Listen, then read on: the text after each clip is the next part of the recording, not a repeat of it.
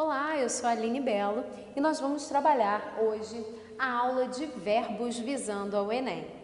O Enem tem como característica o trabalho com verbos, com a morfologia, de uma forma não muito aprofundada. O Enem trabalha os conceitos mais básicos de identificação das classes gramaticais. Vamos dar uma olhadinha nos verbos, vamos falar até de classificação verbal, mas o nosso foco vai ser na identificação e nos aspectos semânticos. Primeiramente, é interessante a gente pensar no conceito do que é um verbo. Quando eu olho para uma frase, como é que eu consigo detectar que aquilo é um verbo? Primeiro, todo verbo, ele sofre uma flexão, ou seja, ele sofre uma variação em 5 aspectos. Quais são esses aspectos? Pessoa, tempo, modo, número e voz verbal, certo? Bom, quanto a esse conceito de verbo, é interessante nós pensarmos no que um verbo faz, o que um verbo pode marcar numa frase. O verbo pode dar a ideia de ação, estado ou fenômeno da natureza. Como assim? Por exemplo, quando eu falo ela chegou à festa, esse chegou nos indica a ação que a moça fez em determinado momento. Quando eu falo para você, ela está cansada, esse está indica para a gente o estado da pessoa naquele momento.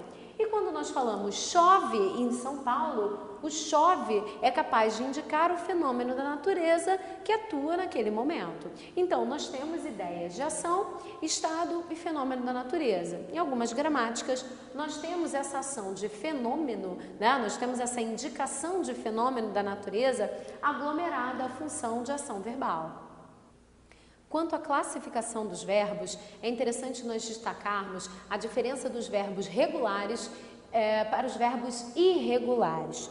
A gramática da língua portuguesa elegeu 3 verbos como paradigmas da primeira, da segunda e da terceira conjugação. São esses os verbos amar, beber e partir. Nós, na verdade, conseguimos classificar um verbo como regular e irregular se compararmos ao paradigma, ao modelo da sua conjugação. Por exemplo, eu quero saber se o verbo vender, que é um verbo da segunda conjugação, é regular ou irregular. O que eu tenho que fazer? Eu tenho que, na verdade, compará-lo ao verbo paradigma, ao verbo modelo da sua conjugação, que aqui no caso, como seria a segunda, seria o verbo beber. Então, eu peguei o verbo beber no presente do indicativo e conjuguei. Eu bebo, tu bebes, ele bebe, nós bebemos, vós bebeis, eles bebem. Conjuguei também aqui para vocês o mesmo tempo verbal do verbo vender. Eu vendo, tu vendes, ele vende, nós vendemos, vós vendeis, eles vendem. Se nós repararmos, aqui no verbo beber, nós temos o radical, tiramos a vogal temática e as terminações. E as terminações, se nós compararmos ao verbo vender, são exatamente iguais às do verbo beber. Ou seja, o verbo vender não sofre alteração no seu radical sempre perpetua como vende, né? V-E-N-D. E além disso, ele acompanha exatamente as terminações do verbo, da conjugação do verbo beber. Ele seria um verbo irregular. Se por acaso um verbo não seguir a terminação da sua conjugação ou se ele sofrer alguma alteração de radical, nós chamamos esse verbo na conjugação de verbo irregular. É, por exemplo, o caso do verbo saber.